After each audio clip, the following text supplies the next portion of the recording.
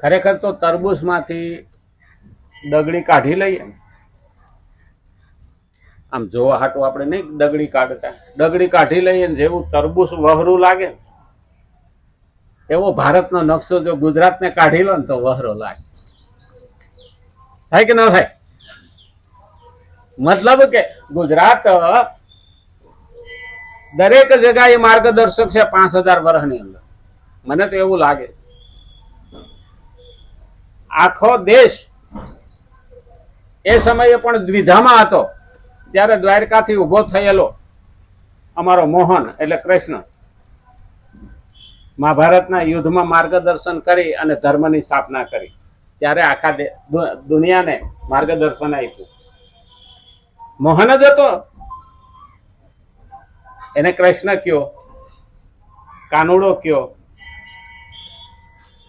ગોપાલ કયો, પણ એ દામોદર કયો, પણ એક ઉભો ક્યાંથી થયો? ગુજરાતમાંથી. દ્વારકાથી ગયો અને એની ધર્મની સ્થાપના કરી. પછી ગુલામ થયા, અંગ્રેજો આવ્યા અને આઝાદીની લડત ઉપાડનારો મોહનચંદ કરમચંદ ગાંધી એ પણ ગુજરાતનો. અને એટલા રજવાડા હતા 565 જેવા. એને ભેગા કરનાર સરદાર વલ્લભભાઈ પટેલ, લોહ પુરુષ, જેને એક સૂત્રએ બાંધી અને ભારત દેશને એક બનાવ્યો. જે દુનિયામાં કોઈ ન કરી શકે એને કરી બતાવ્યું, પણ ગુજરાતી. અને અટાણ 2 જણા છે એ 2 ગુજરાતી. ખરેખર જોવા જઈએ ને તો દુનિયામાં ગુજરાત માંથી જે ઉભો થયેલો એટલે તો કે ને માંડવી એટલે મગફળી, મોહનચંદ કરમચંદ ગાંધી, આ બધા એમમાં બહુ આગળ. મોદી એટલે એમ ઉપર ધ્યાન રાખવાનું. પછી એમમાં મુસલમાન નહીં થાય, આપણે એનું નથી કહેતા. હા, પણ ગંગોત્રી જેટલી ઊંચાઈ ઉપર છે, જો તેના જેટલો અથવા તેનાથી વધારે ઊંચો બંધ બાંધવામાં આવે તો ગંગાના પ્રવાહને રોકી શકાય, પરંતુ એમ કરવું સરળ કાર્ય નથી. હા, ગંગામાંથી નહેરો કાઢીને તેનો પ્રવાહ બદલાવી શકાય છે. એ જ રીતે સ્વાભાવિક કર્મોના પ્રવાહને દૂર તો નથી કરી શકતા, પરંતુ તેને બદલી શકીએ છીએ, એને વળાંક આપી શકીએ છીએ. કારણ કે પાણીનો પ્રવાહ એક ધારો જાય છે ને એમાં કેનાલ બનાવી, નહેર બનાવી અને આપણે પ્રવાહને વાળી શકીએ છીએ. અને જ્યાં નપાણીઓ છે ત્યાં પાણી વાળો થઈ જાય. આ પાકિસ્તાન વાળાનું પાણી બંધ કર્યું ને એટલે આપણે 2 ડેમ તો બાંધ્યા હતા, એટલે એ બાજુ પાણી વાર્યું. હવે રાજસ્થાન બાજુ પાણી વારે તો રણ પ્રદેશ છે એમાં પાણી ઝેલમ ને સતલજ ને એનું આવશે. ખર્ચો બહુ મોટો છે પણ કામ હાલે. એક તો 14 કિલોમીટરની ટનલ બનાવી, હા, પર્વતની અંદર પર્વત કોતરીને સીધું લદ્દાખ નીકળે.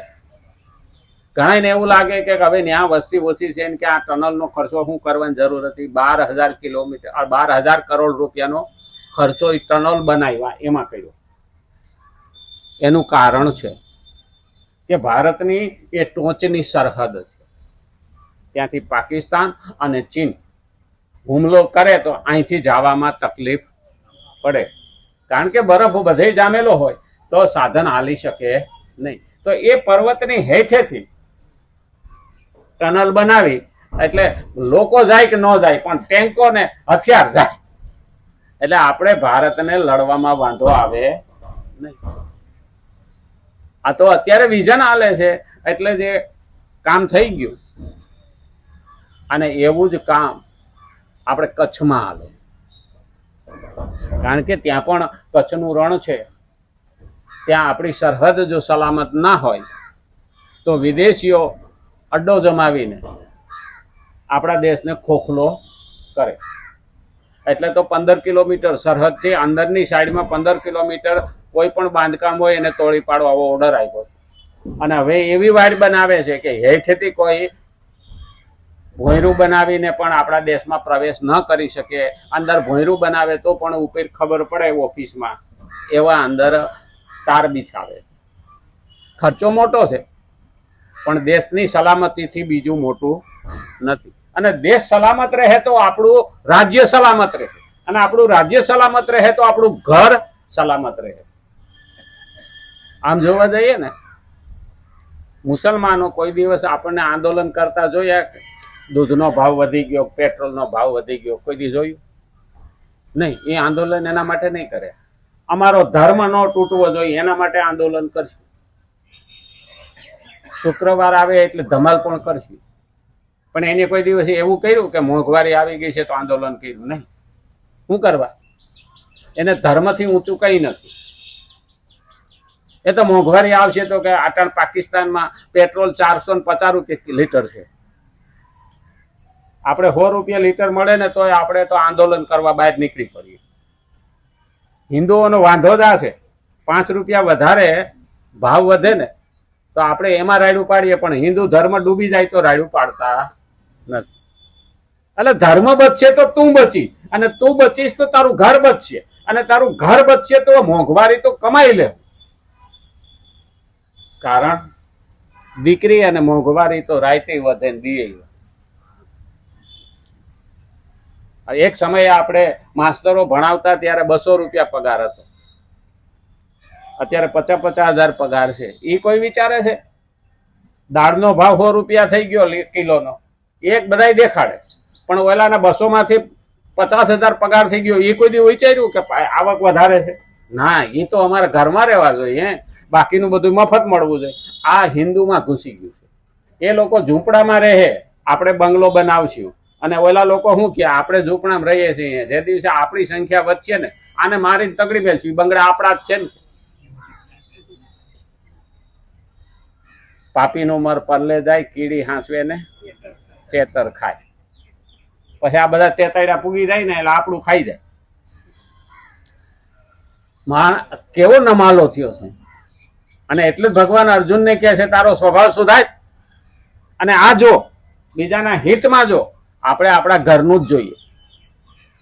વંડીની અંદર જ અથવા દિવાલની અંદર જ આ મારું છે એવું વિચારીને આપણે આગળ વધતા નથી. પણ એ તારું રહે ખરું. અને એટલે કીધું છે સર્વત્ર સુખીના સંતુ, બધા સુખી થાય એવું વિચાર. અને એટલે જ કીધું પરંતુ તેને બદલી શકીએ છીએ, અર્થાત તેને રાગ દ્વેષ રહિત બનાવી શકીએ છીએ. આ ગીતાનો માર્મિક સિદ્ધાંત છે. બદલી શકીએ આપણા મનમાં ઘૂસેલી રાગ અને દ્વેષની રીત, એને બદલી શકીએ. રાગ રાખીએ ભગવાનનો, દેશનો, દેશભક્તિ હોવી જોઈએ. આવડા છે ને રાક્ષસો, એ આપણા કરતા 10 ગણું તપ કરે. દેવો એક વખત પ્રશ્ન પૂછ્યો હતો ભગવાનને કે તમે એને વરદાન કેમ આપો? તો કે જે મહેનત કરે એને ફળ તો મળવાનું જ છે. મહેનત કરે એને ફળ તો મળવાનું જ છે. રાક્ષસો જો અતિ તપ કરે તો એને ફળ તો મારે આપવું જ પડે ને. એના સિદ્ધાંત તો બાકી રહેતો નથી. તમે આળસુ થઈ ગયા છો કે તમને હવે બીક નથી, એટલે તમે આળસુ થઈ ગયા છો. તમે જે આળસમાં પડ્યા રહ્યો છે એટલે ઓલા તપ મહેનત કરી અને તાકાત વાળા થાય પછી તમે મારી પાસે આવો છો કે હવે આનું કંઈક કરો. તો દેવોને કીધું ભગવાને, એમ આપણને લાગુ પડે કે ન પડે? એ વસ્તુ આપણને લાગુ પડે. આપણે જયારે સુખમાં આડોટીએ ને ત્યારે આપણને બીજું દેખાતું નહીં. સુખમાં સાંભળે સંપત્તિ. હવે આ વસ્તુ એટલે સુખી થવું ને, સગવડ લાવવી એની ના નથી, પણ પેલું હોવું મહત્વનું છે. અને પછી તો એટલા બધા સુખમાં ડૂબી જઈએ ને કે મત દેવાનું આવે ને તો ઘર બહાર નથી નીકળે, અને પછી બીજા ફાવી જાય, હરામખોરો ફાવી જાય. કારણ કે એને તો મહેનત કરવાની જ છે. આપણી સત્તા આવે તો આપણે કે આ લોકોની માથે દબાણ કરશું. એક સમય એવો હતો કે આપણે રામ મંદિર પણ નહોતું અને રામનું નામ પણ લઈ શકતા ન થાય. અને હવે જે સમય આવશે એવો જો બેદરકાર રહ્યા તો આ કથા પણ વાંચી શકશું નહીં. કારણ કે એક સમય મોગલો આવ્યા, મુસલમાનો આવ્યા, ત્યારે આપણા મંદિરો તોડીને માથે મસ્જિદો બનાવી નાખી. પછી એ કથા કરવાની, પૂજા કરવાની રહી ક્યાં?